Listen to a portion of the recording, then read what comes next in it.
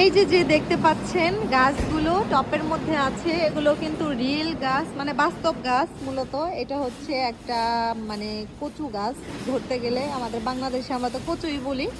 এই যে দেখেন সুন্দর কালারফুল একদম খয়েরি কালার হয়েছে। তো ডাইগা বলি যেটা মানিকগঞ্জ ভাষায়, এটা হচ্ছে কচু গাছ রিয়েল।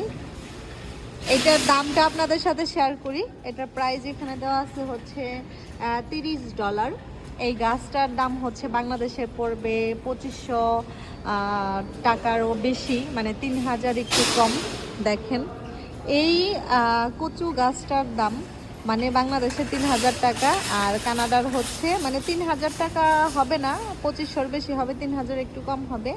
আর কানাডার হচ্ছে $30। আপনাদের সাথে তাই শেয়ার করলাম।